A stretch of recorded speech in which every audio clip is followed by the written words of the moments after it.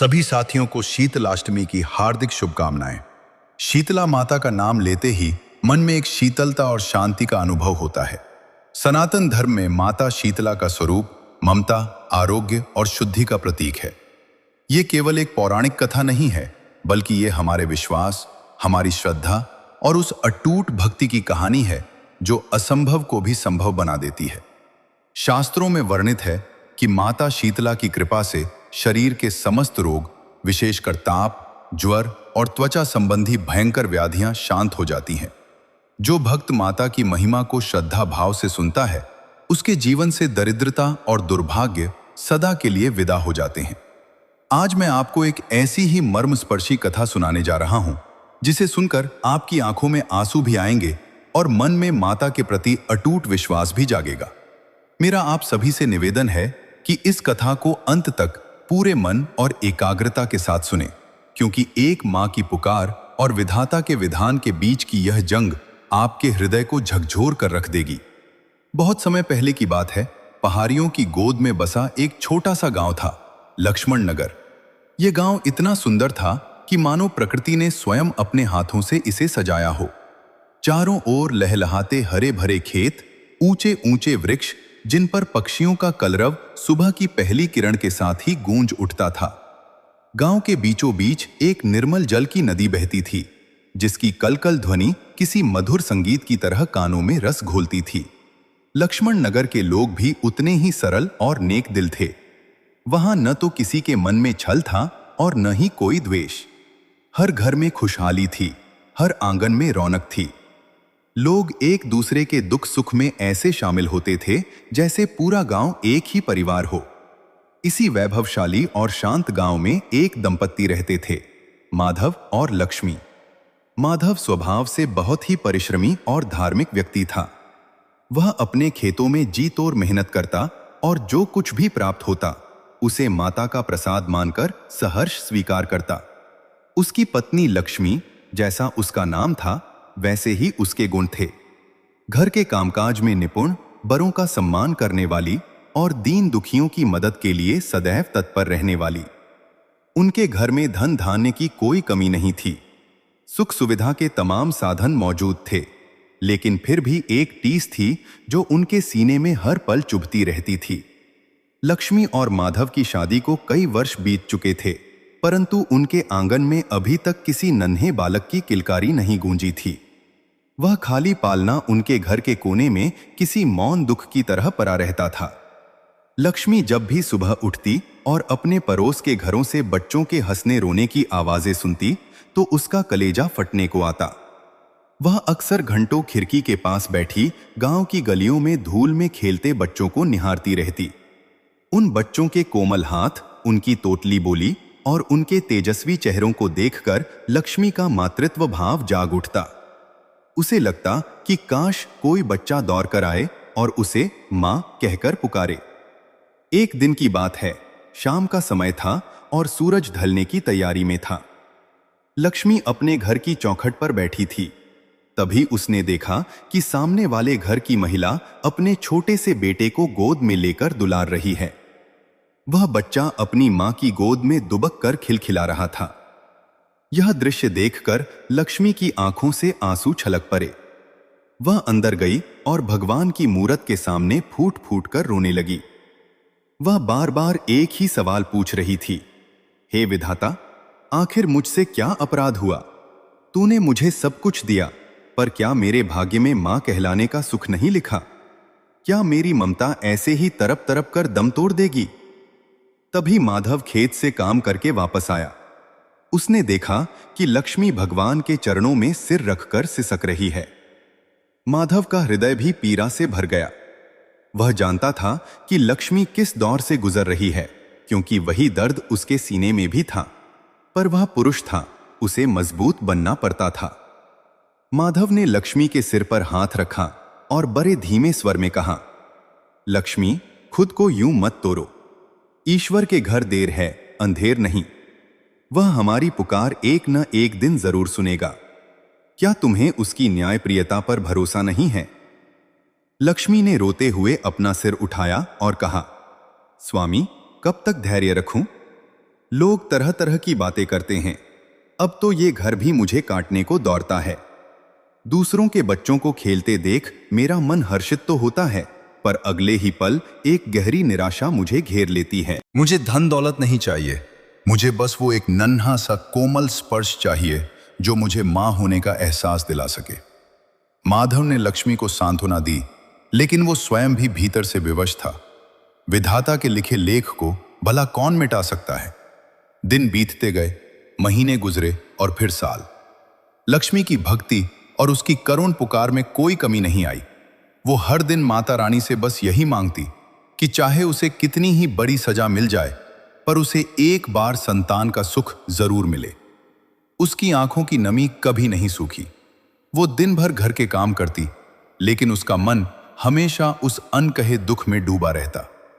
माधव उसे समझाने की कोशिश करता, उसे तीर्थों पर ले जाता, दान पुण्य करवाता, पर लक्ष्मी का मन तो बस एक ही केंद्र पर टिका था। अक्सर रातों को जब गांव सो जाता, लक्ष्मी उठकर चांद को देखती और सोचती कि क्या कभी उसके जीवन की अमावस भी पूर्णिमा में बदलेगी।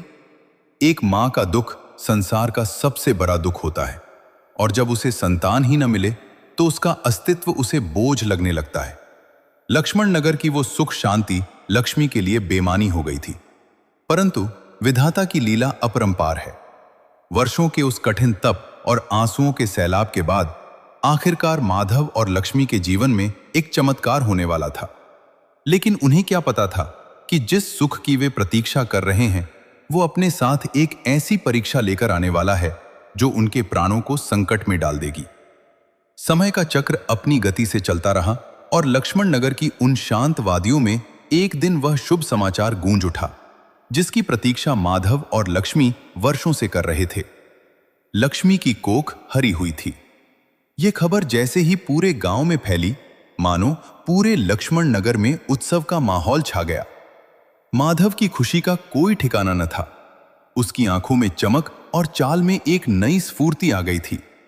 वो अब और भी अधिक मेहनत करने लगा था, क्योंकि अब उसे केवल अपनी पत्नी के लिए नहीं, बल्कि आने वाले नन्हे मेहमान के लिए भी एक सुरक्षित भविष्य बनाना था। लक्ष्मी के चेहरे पर भी एक दिव्य आभा आ गई थी, जिसे देखकर लोग कहते थे कि साक्षात देवी उसके आंगन में पधारने वाली हैं। महीने बीतते गए और वह घड़ी भी आ गई जब माधव के घर में किलकारियां गूंजने वाली थीं। लेकिन विधाता की लेखनी बड़ी विचित्र होती है। लक्ष्मी ने एक के बाद एक 3 पुत्रों को जन्म दिया। 3 पुत्रों का एक साथ जन्म लेना किसी चमत्कार से कम न था। पूरे गांव के लोग बधाई देने के लिए माधव के घर के बाहर एकत्रित हो गए। ढोल नगारे बजने लगे, मिठाइयां बांटी जाने लगी। माधव का हृदय गर्व और खुशी से फूला नहीं समा रहा था। वह भगवान का बार बार धन्यवाद कर रहा था कि उसने एक साथ उसकी झोली 3-3 खुशियों से भर दी। परंतु ये खुशियां अधिक समय तक टिकने वाली नहीं थीं। जैसे ही दाई ने उन नन्हे बालकों को लक्ष्मी की गोद में दिया, लक्ष्मी के मुख से एक चीख निकल गई। उसकी खुशी पल भर में भयंकर डर और वेदना में बदल गई। उन नन्हे बालकों के कोमल शरीर, जो कपास की तरह सफेद और मुलायम होने चाहिए थे, वे भयंकर फोरे फुंसियों से ढके हुए थे। उनके पूरे शरीर पर लाल लाल चकत्ते थे और उन जख्मों से एक ऐसी असहनीय दुर्गंध आ रही थी कि कमरे में खड़ा होना भी दूभर हो गया था। वे नन्हे बालक, जो अभी संसार में आए ही थे, अपनी नन्ही सी जान लेकर पीड़ा से कराह रहे थे। उनकी रोने की आवाज में ऐसी वेदना थी कि सुनने वाले का कलेजा मुंह को आ जाए। पूरे लक्ष्मण नगर में जो उत्सव का माहौल था, वहां अब सन्नाटा पसर गया। जो लोग बधाई देने आए थे, वे अब नाक पर रुमाल रखकर घर से बाहर निकलने लगे। लोग कानाफूसी करने लगे कि शायद इस परिवार पर किसी भयंकर श्राप का साया है। लक्ष्मी का हृदय छिन्न भिन्न हो गया। वो अपने पुत्रों को गले से लगाना चाहती थी, उनके माथे को चूमना चाहती थी, लेकिन जैसे ही वह उन्हें हाथ लगाती, उन नन्हे बच्चों की चीखें और तेज हो जातीं। उनके शरीर के वे फोरे इतने कच्चे और भयानक थे कि स्पर्श मात्र से ही उनसे रक्त और पीव बहने लगता था। लक्ष्मी बदहवास होकर विधाता को कोसने लगी। वह अपने घर के मंदिर के सामने खड़ी होकर चिल्लाने लगी, हे माता, हे विधाता, आखिर यह कैसा न्याय है? वर्षों तक मैंने अपनी ममता को दबाकर रखा। दिन रात तेरी चौखट पर आंसुओं से विनती की कि मुझे संतान दे। तूने मुझे संतान तो दी, पर यह क्या रूप दिया? क्या एक मां को अपने बच्चों को तड़पते हुए देखने के लिए ही तूने मुझे मां बनाया था? इससे तो अच्छा होता कि मैं निसंतान ही रहती। कम से कम मेरी आंखों के सामने ये मासूम जान तो इस तरह तिल तिल कर नहीं मरती। माधव की स्थिति और भी गंभीर थी। वो अपनी पत्नी को संभालता या उन बच्चों का उपचार कराता। वो दूर दूर के गांवों से बड़े बड़े वैद्यों को बुलाकर लाया। हकीम आए, तांत्रिक आए, झाड़ फूंक करने वाले आए, पर किसी की दवा या दुआ काम नहीं कर रही थी। बच्चों की स्थिति दिन प्रतिदिन और भयावह होती जा रही थी। उन फोरों ने अब पूरे शरीर को अपने कब्जे में ले लिया था। बच्चों का तेज खत्म हो चुका था और उनकी आंखें धंस गई थीं। उन बच्चों को एक अलग कमरे में बिछावन पर लिटा दिया गया था, क्योंकि उनके शरीर से आने वाली दुर्गंध अब पूरे घर में फैल चुकी थी। लक्ष्मी पूरे दिन और रात उसी कमरे के बाहर बैठी रहती। वो उन बच्चों के पास जाकर बैठना चाहती थी, उन्हें अपनी गोद की गर्माहट देना चाहती थी, पर वो विवश थी। उसकी ममता बेबस होकर बस आंसुओं के रूप में बह रही थी। वो देखती कि उसके बेटे प्यास से तड़प रहे हैं, पर वे दूध तक नहीं पी पा रहे थे, क्योंकि उनके मुंह के अंदर भी वे भयंकर छाले हो गए थे। लक्ष्मण नगर के लोग, जो कभी माधव के घर को अपना दूसरा घर मानते थे, अब उस घर की परछाई से भी दूर भागने लगे थे। लक्ष्मी और माधव जैसे अपने ही घर में अछूत बन गए थे। लक्ष्मी को ऐसा लगने लगा था कि उसकी दुनिया उजड़ रही है। वो रात भर जागकर उन बच्चों की कराहें सुनती। हर कराह के साथ उसका अपना शरीर भी पीड़ा से कांप उठता। वो बार बार माता रानी से प्रार्थना करती, मां, तू तो ममतामयी है, तू तो सबकी रक्षा करती है, फिर मेरे इन मासूमों ने क्या बिगाड़ा है? इनकी पीड़ा मुझे दे दे, पर इन्हें स्वस्थ कर दे। परंतु नियति का खेल अभी और भी क्रूर होने वाला था। उन छोटे छोटे बालकों के शरीर अब इस असहनीय दर्द को और अधिक सहन करने की स्थिति में नहीं थे। उनकी सांसें उखड़ने लगी थीं। लक्ष्मी का मातृत्व अब एक ऐसी परीक्षा के मुहाने पर खड़ा था, जहां धैर्य और भक्ति की हर सीमा टूटने वाली थी। वो अपनी ममता को ढाल बनाकर खड़ी तो थी, पर काल की गति को रोकना शायद उसके बस में नहीं था। दिन बीत रहे थे, लेकिन लक्ष्मण नगर के उस घर में छाई उदासी कम होने का नाम नहीं ले रही थी।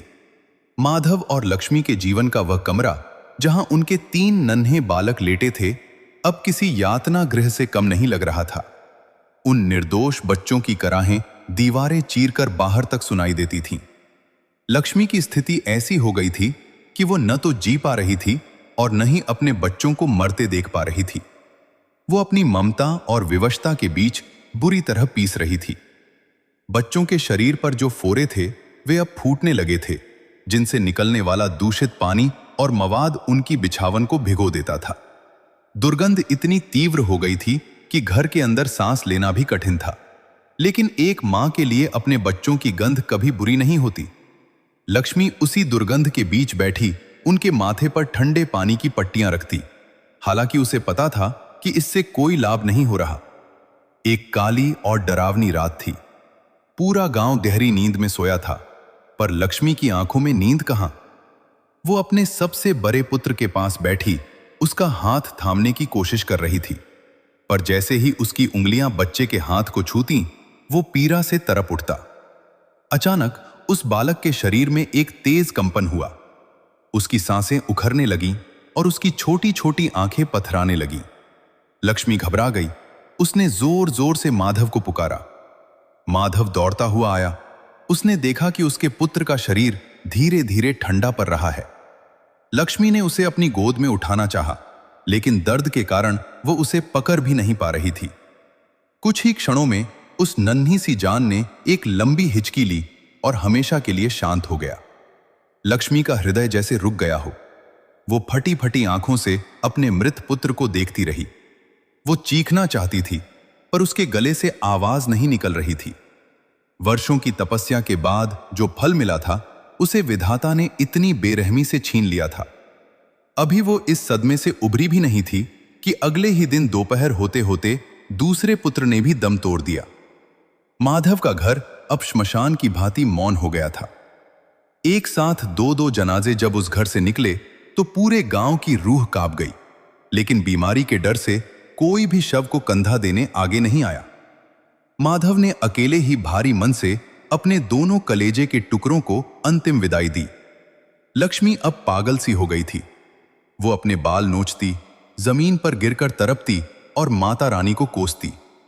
वो चिल्लाती, हे निर्दयी, तुझे दया नहीं आई? क्या यही तेरी ममता है? तूने मेरे 2 फूलों को मसल दिया, क्या अब तुझे शांति मिली? उसकी आंखों के आंसू सूख चुके थे।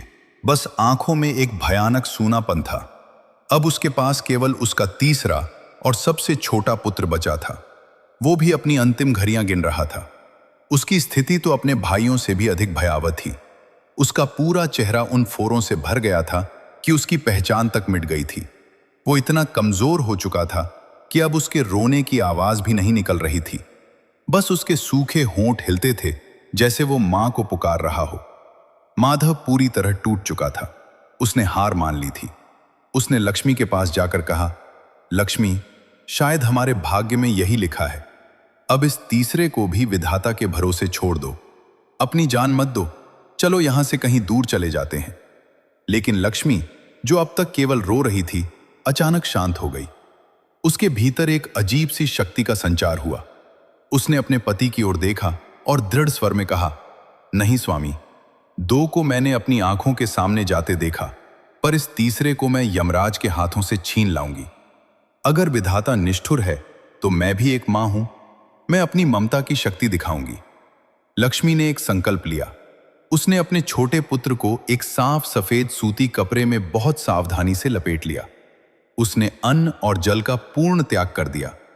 उसने निश्चय किया कि जब तक उसका यह बालक स्वस्थ होकर अपने पैरों पर नहीं खड़ा होगा, वो न तो कुछ खाएगी और न ही जमीन से उठेगी। उसने अपने पुत्र को अपनी गोद में लिया। हालांकि उसके स्पर्श से बालक को कष्ट हो रहा था, पर लक्ष्मी ने उसे अपने सीने की गर्माहट देना शुरू किया।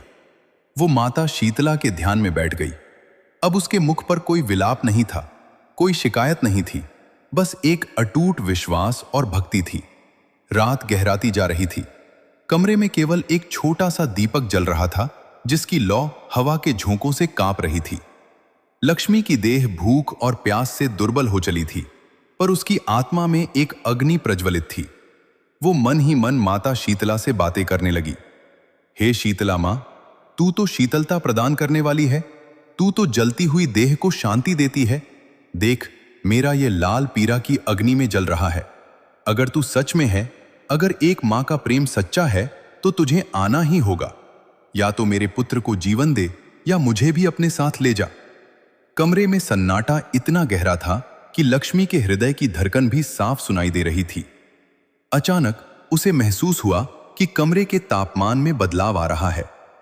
वो जो असहनीय गर्मी और दुर्गंध थी, वो धीरे धीरे कम होने लगी। एक हल्की सी ठंडी हवा का झोंका खिड़की से आया, जिसने बुझते हुए दीपक को फिर से प्रज्वलित कर दिया। लक्ष्मी ने आंखें नहीं खोली, पर उसे लगा कि कोई उसके पास खड़ा है। एक ऐसी अनुभूति जिसे शब्दों में पिरोना कठिन था, ममता और तेज का एक अद्भुत संगम। प्रिय श्रोतागण, उस अंधेरे कमरे में जहां केवल मृत्यु की पदचाप सुनाई दे रही थी, वहां अचानक एक दिव्य स्पंदन होने लगा। लक्ष्मी की बंद आंखों के पीछे एक धुंधला सा प्रकाश उभर रहा था। वो अपनी सुध बुध खो चुकी थी। न उसे भूख का एहसास था और न ही अपनी देह की थकान का। उसका पूरा अस्तित्व बस उस एक नन्ही सी जान में सिमट गया था, जो उसकी गोद में अंतिम सांसें ले रहा था। तभी आधी रात के उस सन्नाटे को चीरती हुई एक आवाज सुनाई दी। वो आवाज किसी मनुष्य की नहीं लग रही थी। उसमें एक ऐसी गूंज थी जो सीधे आत्मा को छू रही थी। कमरे के दरवाजे पर एक साया उभरा। लक्ष्मी ने भारी पलकें उठाईं और देखा कि एक अत्यंत वृद्ध स्त्री वहां खड़ी थी। उस बुढ़िया की हालत देखकर लक्ष्मी का कलेजा कांप उठा। उस वृद्धा के पूरे शरीर पर भी वैसे ही भयंकर फोरे और फुंसियां थीं जैसे लक्ष्मी के बेटों के शरीर पर थे। उसके तन पर फटे पुराने वस्त्र थे और उसके हाथों में एक झाड़ू और एक कलश था। उस वृद्धा के शरीर से भी वही भयंकर दुर्गंध आ रही थी, जिसे देखकर पूरा लक्ष्मण नगर दूर भाग गया था। वह वृद्धा कांपते हुए कदमों से लक्ष्मी के करीब आई और लरखराती आवाज में बोली, बेटी, क्या मुझे थोड़ी जगह मिलेगी? मैं बहुत दूर से आई हूं। मेरा शरीर जलन से फटा जा रहा है। कोई मुझे अपने पास बैठने नहीं देता। सब मुझे धिक्कार कर भगा देते हैं। क्या तू भी मुझे इस दुखियारी हालत में बाहर निकाल देगी? लक्ष्मी ने उस वृद्धा की ओर देखा। उसकी अपनी आंखों में आंसुओं का सैलाब था, पर उस वृद्धा की पीड़ा देखकर उसका मातृत्व जाग उठा। उसने सोचा कि यह वृद्धा भी तो किसी की मां होगी, या शायद इसके भी बच्चे इसी तरह तड़प रहे होंगे। लक्ष्मी ने अपने मरणासन्न पुत्र को धीरे से एक तरफ लिटाया और आगे बढ़कर उस वृद्धा का हाथ थाम लिया। उसने कहा, मां, आप यहां बैठिए। मेरा तो सर्वस्व लुट चुका है। मैं आपको क्या दे सकती हूं? पर हां, इस अभागन की गोद में आपके लिए जगह जरूर है। जो दुख मेरे बच्चे झेल रहे हैं, वही दुख आप भी झेल रही हैं। मैं आपकी पीड़ा समझ सकती हूं। लक्ष्मी ने उस वृद्धा को अपने पास बैठाया। उसने देखा कि वृद्धा का शरीर बुखार से तप रहा था। लक्ष्मी ने बिना अपनी जान की परवाह किए वही ठंडे पानी का पात्र उठाया और अपने फटे हुए आंचल के टुकड़े से उस वृद्धा के घावों को सहलाना शुरू किया। जैसे जैसे लक्ष्मी उस वृद्धा के शरीर पर शीतलता पहुंचा रही थी, उसे महसूस हुआ कि उसके अपने मन की जलन भी शांत हो रही है। वृद्धा ने लक्ष्मी की ओर देखा और उसके चेहरे पर एक अलौकिक मुस्कान आ गई। उसने कहा, बेटी, तूने इस अवस्था में भी एक पराई बुढ़िया की सेवा की, जबकि तेरे अपने प्राण संकट में हैं। क्या तुझे डर नहीं लगा कि तुझे भी यह बीमारी लग जाएगी? लक्ष्मी ने रुंधे गले से जवाब दिया, मां, अब डर कैसा? जिसके 2 लाल मिट्टी में मिल चुके हों और तीसरा जाने की तैयारी में हो, उसके लिए अब मौत से कैसा भय? मुझे तो बस आपकी इस हालत को देखकर अपने उन बेटों की याद आ गई जिन्हें मैं हाथ तक नहीं लगा सकी। कम से कम आपकी सेवा करके मुझे ऐसा लग रहा है जैसे मैं अपने ही बच्चों को सहला रही हूं। लक्ष्मी के इन शब्दों में इतनी करुणा और इतनी ममता थी कि उस कमरे की हवा भी जैसे थम गई। तभी एक चमत्कार हुआ। वह वृद्धा धीरे से खड़ी हुई। देखते ही देखते उसका वह रोगग्रस्त और जर्जर शरीर बदलने लगा। उसके फटे वस्त्र एक दिव्य श्वेत और शीतल आभा वाले परिधान में बदल गए। उनके एक हाथ में नीम की टहनियां आ गईं और दूसरे में शीतल जल का कलश। उनके मस्तक पर चंद्रमा जैसी शीतलता चमकने लगी। लक्ष्मी फटी आंखों से यह सब देख रही थी। वह डर के मारे पीछे हटने लगी, पर तभी उस दिव्य शक्ति ने अपना हाथ उठाया और पूरे कमरे में एक ऐसी खुशबू फैल गई जैसे हजारों चंदन के वृक्ष एक साथ महक उठे हों। वह वृद्धा कोई और नहीं, स्वयं जगत जननी शीतला माता थीं। माता ने अत्यंत सौम्य स्वर में कहा, पुत्री लक्ष्मी, आंखें खोल और देख। मैं तेरी परीक्षा लेने आई थी। मैंने देखा कि संसार जब स्वार्थ में अंधा होकर अपनों को त्याग देता है, तब भी एक मां की ममता अडिग रहती है। तूने अपनी पीड़ा को भुलाकर मेरी सेवा की। तूने उस दुर्गंध और उस रोग को स्वीकार किया जिससे देवता भी कतराते हैं। उठ बेटी, तेरा तप पूरा हुआ। लक्ष्मी माता के चरणों में गिर पड़ी।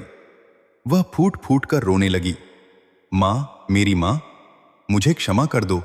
मैंने तुम्हें कोसा, मैंने तुम्हें निर्दयी कहा। मुझे नहीं पता था कि तुम मेरी परीक्षा ले रही हो। मां, मेरे बच्चे, मेरे बच्चों को बचा लो मां।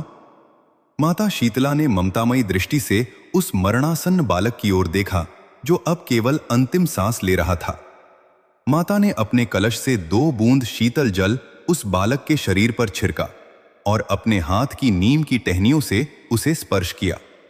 प्रिय श्रोतागण, विश्वास मानिए, वह दृश्य ऐसा था जिसे देखकर पत्थर भी पिघल जाए। जैसे ही माता का स्पर्श उस बालक को मिला, उसके शरीर के वे भयंकर फोरे पल भर में गायब होने लगे। उसकी पीली पड़ चुकी त्वचा फिर से गुलाब की तरह खिल उठी। वह बालक, जो हिलने तक की शक्ति नहीं रखता था, अचानक एक गहरी सांस लेकर उठ बैठा और मां, मां पुकारने लगा। लक्ष्मी ने झपटकर अपने पुत्र को कलेजे से लगा लिया। उसके हर्ष का कोई ठिकाना नहीं था। लेकिन माता की लीला अभी समाप्त नहीं हुई थी। माता ने लक्ष्मी के सिर पर हाथ फेरते हुए कहा, बेटी, तेरी ममता केवल इस एक बालक तक सीमित नहीं है। तूने उन 2 पुत्रों के लिए भी विलाप किया है जिन्हें काल ने छीन लिया था। जा, अपने आंगन में देख, वे तेरा इंतजार कर रहे हैं। लक्ष्मी पागलों की तरह बाहर आंगन की ओर दौड़ी। वहां का नजारा देखकर उसकी चीख निकल गई। उसके वे दोनों पुत्र, जिन्हें माधव मिट्टी दे आया था, वे जीवित खड़े होकर एक दूसरे के साथ खेल रहे थे। उनके शरीर पर बीमारी का एक भी निशान नहीं था, बल्कि वे पहले से भी अधिक तेजस्वी और सुंदर लग रहे थे। माधव भी यह सब देखकर जरवत खड़ा रह गया। उसे अपनी आंखों पर विश्वास नहीं हो रहा था। पूरा घर खुशियों और एक दिव्य प्रकाश से भर गया था। माता शीतला वहीं खड़ी मुस्कुरा रही थीं। उन्होंने कहा, आज से यह लक्ष्मण नगर धन्य हुआ, जहां ऐसी ममतामयी मां और ऐसा धैर्यवान पिता रहता हो। वहां मेरा वास सदैव रहेगा। लेकिन याद रखना, आरोग्य केवल शरीर का नहीं, मन का भी होना चाहिए। जो मनुष्य स्वच्छता, शीतलता और भक्ति का मार्ग अपनाएगा, उसे कभी कोई व्याधि नहीं घेरेगी। प्रिय श्रोतागण, उस समय लक्ष्मण नगर के उस छोटे से आंगन में जो दृश्य था, उसकी कल्पना करना भी सामान्य मनुष्य के बस की बात नहीं है। जहां कुछ क्षण पहले मृत्यु का सन्नाटा और विषाद की गहरी धुंध छाई थी, वहां अब जीवन का ऐसा महोत्सव उमड़ पड़ा था कि स्वयं प्रकृति भी झूम उठी थी। माधव और लक्ष्मी के वे तीनों पुत्र, जो काल के गाल में समा चुके थे, अब एक साथ मिलकर आंगन में ऐसे खेल रहे थे जैसे उन्हें कभी कोई कष्ट हुआ ही न हो। उनके चेहरों पर वह दिव्य तेज था जो साक्षात ईश्वर की कृपा से ही संभव है। माधव, जो अब तक पत्थर की मूरत बना खड़ा था, अचानक अपने घुटनों के बल बैठ गया और दहाड़े मारकर रोने लगा। उसके ये आंसू दुख के नहीं, बल्कि उस असीम कृतज्ञता के थे जिसे शब्द नहीं दिए जा सकते। वह बार बार धरती को चूमता और फिर अपने बच्चों को देखता। लक्ष्मी की तो जैसे सुध बुध ही खो गई थी। वह बारी बारी से अपने तीनों पुत्रों को चूमती, उनके नन्हे हाथों को अपने गालों से लगाती और फिर डरी हुई नजरों से माता शीतला की ओर देखती, मानो उसे डर हो कि कहीं यह कोई सुंदर सपना तो नहीं जो पलक झपकते ही टूट जाएगा। इतने में माधव के घर से फूटते उस अलौकिक प्रकाश और बच्चों की हंसी को सुनकर लक्ष्मण नगर के लोग अपने घरों से बाहर निकल आए। वे लोग जो अब तक इस घर को श्रापित मानकर इसके पास आने से भी कतरा रहे थे, आज किसी अदृश्य शक्ति के खिंचाव से दौड़े चले आए। जैसे ही वे माधव के द्वार पर पहुंचे, उनकी आंखें फटी की फटी रह गई। उन्होंने देखा कि काल का साया मिट चुका है और साक्षात जगदम्बा माता शीतला दिव्य स्वरूप में आंगन के बीचों बीच विराजमान हैं। पूरे गांव में सन्नाटा छा गया। लोग शर्मिंदगी से सिर झुकाए खड़े थे। वे लोग जिन्होंने लक्ष्मी को ताने दिए थे, जिन्होंने माधव को संकट के समय अकेला छोड़ दिया था, आज माता के उस तेजस्वी रूप के सामने नजरें उठाने की हिम्मत नहीं कर पा रहे थे। गांव का मुखिया, जो सबसे अधिक कठोर हृदय बना हुआ था, वह सबसे पहले आगे बढ़ा और माता के चरणों में गिर पड़ा। उसने कांपते हुए स्वर में कहा, हे जगजननी, हमें क्षमा कर दो। हम अज्ञानी थे, हम अहंकारी थे। हमने अपने ही भाई बहन को दुख की घड़ी में त्याग दिया। हमने मानवता का अपमान किया है। मां, हमें दंड दो, पर अपनी कृपा से वंचित न करो। माता शीतला का स्वरूप उस समय देखने योग्य था।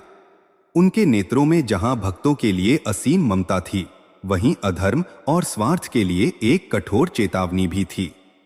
माता ने अपनी गूंजती हुई आवाज में कहा, लक्ष्मण नगर के निवासियों, याद रखना कि विपत्ति मनुष्य के चरित्र की परीक्षा होती है। तुम सब इस परीक्षा में विफल रहे। केवल लक्ष्मी और माधव ही थे जो अपनी श्रद्धा और ममता के बल पर डटे रहे। तुमने रोग से घृणा की, यह उचित था, पर तुमने रोगी से घृणा करके महापाप किया है।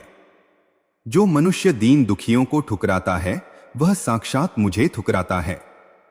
माता की वाणी सुनकर पूरा गांव पश्चाताप की अग्नि में जलने लगा। माता ने आगे बढ़कर लक्ष्मी के सिर पर हाथ रखा और समस्त ग्रामीणों को संबोधित करते हुए कहा, सुनो भक्तों, मेरा यह स्वरूप शीतल है, पर मेरी मर्यादा का उल्लंघन भयंकर ताप पैदा करता है। जो भक्त मेरी पूजा नहीं करेगा, जो अहंकार में चूर होकर रोगियों का उपहास उड़ाएगा या स्वच्छता और शुद्धि के नियमों का पालन नहीं करेगा, वह सदैव दरिद्रता और भयंकर बीमारियों से ग्रस्त रहेगा। उसके जीवन से कभी क्लेश नहीं मिटेगा। लेकिन तभी माता के स्वर में फिर से वही कोमलता लौट आई जो एक मां की पहचान होती है। उन्होंने कहा, परंतु जो भक्त सच्चे मन से, पवित्र हृदय से मेरी शरण में आएगा, जो दूसरों की पीड़ा को अपनी पीड़ा समझेगा और जो वैशाख के इस पावन महीने में मेरी कथा का श्रवण करेगा, मैं उसके जीवन के समस्त संतापों को हर लूंगी। उसके घर में कभी अन्न और धन की कमी नहीं होगी और उसकी संतानें सदैव स्वस्थ और दीर्घायु रहेंगी। लक्ष्मी की ममता ने आज मुझे विवश कर दिया कि मैं काल के विधान को भी बदल दूं। लक्ष्मी ने रूंधे गले से माता से प्रार्थना की, हे मां, आपकी यह दासी और यह पूरा गांव अब आपकी शरण में है। हमें राह दिखाओ मां, कि हम दोबारा ऐसी भूल न करें। माता ने मुस्कुराते हुए अपने कलश से जल लिया और उसे पूरे गांव की दिशा में छिड़क दिया। जैसे ही वह जल धरती पर गिरा, लक्ष्मण नगर की हवा ही बदल गई। जो पेड़ सूख चुके थे वे फिर से हरे भरे हो गए। नदी का जल और भी निर्मल हो गया। गांव के अन्य लोग जो छोटी मोटी बीमारियों से पीड़ित थे, वे भी तत्क्षण स्वस्थ हो गए। प्रिय श्रोतागण, एक मां की पुकार में कितनी शक्ति होती है, ये लक्ष्मी ने आज सिद्ध कर दिया था। उसने न केवल अपने पुत्रों को यमराज के द्वार से वापस बुलाया, बल्कि पूरे गांव को माता के दर्शन कराकर उनका उद्धार भी कर दिया। माता शीतला ने लक्ष्मी को वरदान दिया कि जब तक ये सृष्टि रहेगी, लक्ष्मी की ममता और उसकी भक्ति की ये कथा अमर रहेगी। प्रिय श्रोतागण, माता शीतला के अंतर ध्यान होने के बाद लक्ष्मण नगर की वह रात किसी उत्सव से कम नहीं थी। पूरे गांव ने उस रात पलक तक नहीं झपकाई। हर घर के बाहर दीपक जल रहे थे और हवा में एक ऐसी पावन शीतलता थी जो शरीर और मन दोनों को तृप्त कर रही थी। लेकिन असली परिवर्तन तो माधव और लक्ष्मी के घर में हुआ था। वो आंगन जो कभी दुख और दुर्गंध का केंद्र था, अब श्रद्धा और भक्ति का तीर्थ बन गया था। लक्ष्मी अपने तीनों पुत्रों को अपने सीने से लगाए पूरी रात बैठी रही। उसे रह रहकर माता के उस दिव्य स्वरूप का स्मरण हो रहा था और वो सोच रही थी कि एक मां की पुकार में इतनी शक्ति होती है कि वह साक्षात विधाता को भी धरती पर उतरने के लिए विवश कर सकती है। अगली सुबह जब सूर्य की पहली किरण लक्ष्मण नगर की धरती पर पड़ी, तो गांव का दृश्य बदला हुआ था। गांव के वे लोग जो कल तक छिप छिप कर बातें करते थे, आज सुबह सुबह ही माधव के द्वार पर एकत्रित हो गए। सबके हाथों में पुष्प, अक्षत और जल के कलश थे। वे सब अब उस स्थान को नमन करना चाहते थे जहां साक्षात जगदम्बा ने अपने चरण रखे थे। माधव और लक्ष्मी ने अत्यंत विनम्रता के साथ सबका स्वागत किया। लक्ष्मी के मन में किसी के प्रति कोई द्वेष नहीं था। उसने सबको यही सिखाया कि माता का हृदय शीतल है और हमें भी अपने भीतर की करवाहट को मिटाकर शीतल बनना चाहिए। उसी दिन माधव ने संकल्प लिया कि वह अपने उसी छोटे से घर के एक कोने में, जहां माता ने दर्शन दिए थे, वहां माता शीतला का एक छोटा सा मंदिर बनवाएगा। पूरे गांव ने इस कार्य में सहयोग दिया। किसी ने पत्थर दिए, किसी ने श्रम दान किया। देखते ही देखते वहां एक अत्यंत सुंदर और मनोरम मंदिर तैयार हो गया। लक्ष्मी ने अपने हाथों से माता की मिट्टी की प्रतिमा बनाई और उसकी स्थापना की। यह कोई साधारण मंदिर नहीं था। यह एक मां के विश्वास और माता के आशीर्वाद का जीवंत प्रमाण था। लेकिन श्रोतागण, कहानी में एक और अत्यंत मार्मिक मोड़ तब आया जब गांव में एक धनी सेठ रहता था जिसका नाम था धर्मपाल। धर्मपाल स्वभाव से बहुत अहंकारी और तर्कवादी था। उसे इन चमत्कारों पर विश्वास नहीं था। जब उसने देखा कि पूरा गांव माधव के घर के मंदिर में माथा टेक रहा है, तो उसने उपहास उड़ाते हुए कहा, यह सब केवल मन का भ्रम है। बीमारियां आती जाती रहती हैं, इसमें देवी का क्या काम? और यह कैसी देवी जो बासी भोजन और ठंडे जल से प्रसन्न होती है?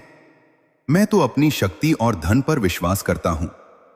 माता शीतला ने तो अपनी कृपा बरसा दी थी, लेकिन धर्मपाल का यह अहंकार उसकी बर्बादी का कारण बनने वाला था। शीतला सप्तमी का दिन आया। लक्ष्मी ने पूरे गांव को बताया कि माता को प्रसन्न करने के लिए आज के दिन चूल्हा नहीं जलाना चाहिए। केवल शीतल और बासी भोजन का ही भोग लगाना चाहिए और वही ग्रहण करना चाहिए, क्योंकि माता शीतला को अग्नि और ताप से कष्ट होता है। वे शीतलता की देवी हैं। पूरा गांव इस नियम का पालन कर रहा था, लेकिन धर्मपाल ने अपने घर में 56 भोग बनवाए और गर्म गर्म पकवानों का आनंद लिया। उसने माता का अपमान किया और लक्ष्मी की बातों का मजाक उड़ाया। उसी रात धर्मपाल के आलीशान महल में चीख पुकार मच गई। उसके परिवार के सदस्य एक एक करके तेज बुखार से तपने लगे। उनके शरीरों पर वैसे ही भयंकर लाल दाने उभर आए जैसे माधव के पुत्रों को हुए थे। धर्मपाल का सारा धन और वैभव धरा का धरा रह गया। उसके पास सबसे महंगे वैद्य आए, पर किसी की दवा असर नहीं कर रही थी। तब उसे लक्ष्मी की वे बातें याद आईं। वह समझ गया कि उसने कितनी बड़ी भूल की है। वह आधी रात को ही नंगे पैर दौड़ता हुआ माधव के घर पहुंचा और माता के चरणों में गिरकर क्षमा मांगने लगा। लक्ष्मी ने जब धर्मपाल की हालत देखी तो उसका कोमल हृदय फिर से द्रवित हो उठा। उसने धर्मपाल से कहा, सेठ जी, माता कभी किसी का बुरा नहीं चाहती। वे तो केवल हमें यह सिखाती हैं कि प्रकृति और भक्ति के नियमों का उल्लंघन करना विनाशकारी होता है। आप पश्चाताप कीजिए और माता की शरण में जाइए। लक्ष्मी ने अपने मंदिर से माता का चरणोदक लिया और धर्मपाल को दिया। जैसे ही धर्मपाल ने वो जल अपने परिवार पर छिड़का, चमत्कार फिर से हुआ। उनकी पीड़ा शांत होने लगी और वे रोग मुक्त होने लगे। इस घटना ने पूरे लक्ष्मण नगर और आसपास के गांवों में माता शीतला की महिमा को और भी ऊंचा कर दिया। अब माता शीतला केवल माधव और लक्ष्मी की आराध्य नहीं रही, बल्कि वे पूरे क्षेत्र की रक्षक बन गई। लक्ष्मी अब हर दिन मंदिर में बैठकर भक्तों को आरोग्य और भक्ति का पाठ पढ़ाती। वो कहती कि माता केवल फोरे फुंसी ठीक नहीं करती, वे मन के भीतर के क्रोध, ईर्ष्या और अहंकार के ताप को भी शीतल कर देती हैं। माधव और लक्ष्मी के वे तीनों पुत्र अब बड़े हो रहे थे। वे अपनी मां के चरणों को स्पर्श करते और कहते, मां, आपने हमें 2 बार जन्म दिया है। एक बार जब हम इस संसार में आए और दूसरी बार जब आपने अपनी ममता से यमराज को भी पीछे धकेल दिया। लक्ष्मी की आंखों में यह सुनकर तृप्ति के आंसू आ जाते। उसने देख लिया था कि संसार में सबसे बड़ी शक्ति मां की ममता और ईश्वर के प्रति अटूट विश्वास है। प्रिय श्रोतागण, समय की धारा बहती रही और लक्ष्मण नगर अब केवल एक साधारण गांव नहीं, बल्कि श्रद्धा और विश्वास का एक महातीर्थ बन गया था। माधव और लक्ष्मी के घर बना वह छोटा सा मंदिर अब दूर दराज के क्षेत्रों से आने वाले दुखियारे भक्तों के लिए आशा की किरण बन चुका था। वर्षों बीत गए। लक्ष्मी और माधव के तीनों पुत्र अब बलिष्ठ और गुणी युवक बन चुके थे। वे गांव की सेवा करते और माता शीतला की महिमा का प्रचार करते। लक्ष्मी के चेहरे पर अब वह पुरानी निराशा के बादल कभी नहीं मंडराते थे, बल्कि उसकी आंखों में एक ऐसी दिव्य शांति और संतोष था जो केवल उसी मां को प्राप्त होता है जिसने मौत को करीब से देखा हो और फिर ईश्वर की गोद में अपनी संतान को सुरक्षित पाया हो। परंतु श्रोतागण, इस कथा का सबसे गहरा और मार्मिक पहलू वह है जिसे हमें अपने हृदय में उतारना है। एक दिन जब संध्या की बेला थी और आकाश में सिंदूरी रंग बिखरा हुआ था, लक्ष्मी अपने मंदिर की सीढ़ियों पर बैठी थी। उसके तीनों पुत्र उसके पास बैठे थे। उसने अपने पुत्रों का हाथ थामकर कहा, मेरे लाल, याद रखना कि यह जीवन जो तुम्हें मिला है, यह केवल मेरा दिया हुआ नहीं है। यह माता शीतला की उस असीम करुणा का प्रसाद है जो उन्होंने एक मां के विलाप पर पसीज कर तुम्हें प्रदान किया। जीवन में कभी भी घमंड मत करना, कभी भी किसी बीमार या लाचार व्यक्ति को देखकर अपना मुंह मत फेरना, क्योंकि जिस शरीर पर तुम गर्व करते हो उसे मिट्टी बनने में देर नहीं लगती। पर जो प्रेम और सेवा तुम दूसरों को देते हो, वही अंत में तुम्हारे साथ जाता है। लक्ष्मी की आवाज में वह ममता और करुणा थी कि सुनने वाले के हृदय की गहराई तक वह उतर जाती थी। उसने पूरे गांव को यह सिखाया कि भक्ति केवल मंदिर में दीपक जलाने का नाम नहीं है, बल्कि भक्ति का अर्थ है अपने भीतर की शीतलता को बनाए रखना। क्रोध की अग्नि में जलता हुआ मनुष्य कभी ईश्वर को प्राप्त नहीं कर सकता। माता शीतला हमें यही सिखाती हैं कि जैसे ठंडे जल से जलती हुई देह को शांति मिलती है, वैसे ही क्षमा और प्रेम से जलती हुई आत्मा को शांति प्राप्त होती है। लक्ष्मण नगर में अब हर वर्ष शीतला अष्टमी और सप्तमी का पर्व इतने उल्लास से मनाया जाता था कि मानो स्वर्ग धरती पर उतर आया हो। लोग उस दिन चूल्हा नहीं जलाते, माता को बासी और शीतल भोजन का भोग लगाते, जिसे बसौरा कहा जाता है। यह परंपरा केवल एक रस्म नहीं, बल्कि उस समय की याद दिलाती है जब माता ने लक्ष्मी की परीक्षा ली थी और यह संदेश दिया था कि सादगी और शुद्धि ही आरोग्यता का मूल मंत्र है। प्रिय श्रोतागण, माधव और लक्ष्मी ने अपना पूरा जीवन माता की सेवा में समर्पित कर दिया। जब उनके अंतिम समय की घड़ी आई तो कहते हैं कि पूरे लक्ष्मण नगर में वही चंदन की खुशबू फिर से फैल गई थी जो माता के प्रकट होने पर आई थी। लक्ष्मी ने बहुत ही शांत भाव से अपने प्राण त्यागे और उसके मुख पर वही मुस्कान थी जो एक मां की होती है जब वह जानती है कि उसके बच्चे अब सुरक्षित हैं। यह कथा हमें सिखाती है कि विधाता के लिखे लेख कठिन हो सकते हैं, परीक्षाएं भयंकर हो सकती हैं और कभी-कभी ऐसा लग सकता है कि ईश्वर हमें भूल गया है। लेकिन याद रखिएगा, एक मां की सच्ची पुकार और एक भक्त का अटूट विश्वास कभी निष्फल नहीं जाता। अगर आपके जीवन में भी दुखों का पहाड़ टूट पड़े, अगर बीमारियां और परेशानियां आपको घेर लें, तो घबराइएगा मत। माधव और लक्ष्मी के उस अटूट धैर्य को याद कीजिएगा। माता शीतला की उस असीम ममता को याद कीजिएगा जो एक वृद्धा के रूप में आकर आपके द्वार पर भी दस्तक दे सकती है। आज भी जब कोई मां अपने बीमार बच्चे के सिर पर हाथ फेरते हुए माता शीतला का ध्यान करती है तो वह ममता और वह शक्ति फिर से जागृत हो जाती है। शीतला माता केवल रोगों की देवी नहीं है, वे उस मातृत्व की देवी हैं जो संसार को पालती है और शीतल रखती है। तो प्रिय श्रोतागण, ये थी लक्ष्मण नगर के माधव और लक्ष्मी की वह दिव्य और मर्मस्पर्शी कथा जिसने हमें सिखाया कि प्रेम और विश्वास में वह शक्ति है जो मृत्यु को भी जीवन में बदल सकती है। माता शीतला आप सभी के जीवन में सुख, शांति और आरोग्य बनाए रखें। आपके बच्चों पर उनकी कृपा सदैव बनी रहे और आपके घर में कभी कोई व्याधि प्रवेश न करे। इसी मंगल कामना के साथ मैं इस कथा को विराम देता हूं। बोलिए शीतला माता की जय। आशा है कि आपको माता शीतला की यह मर्मस्पर्शी कथा और एक मां की ममता का यह अद्भुत प्रसंग पसंद आया होगा। यदि इस कथा ने आपके हृदय को छुआ है तो आपसे निवेदन है कि इस वीडियो को लाइक करें और कमेंट में जय शीतला माता अवश्य लिखें। ऐसी ही और भी प्रेरणादायक और धार्मिक कथाओं को सुनने के लिए हमारे चैनल को सब्सक्राइब करना न भूलें और बेल आइकन को जरूर दबाएं ताकि आने वाली हर कथा आप तक सबसे पहले पहुंचे। जय माता दी।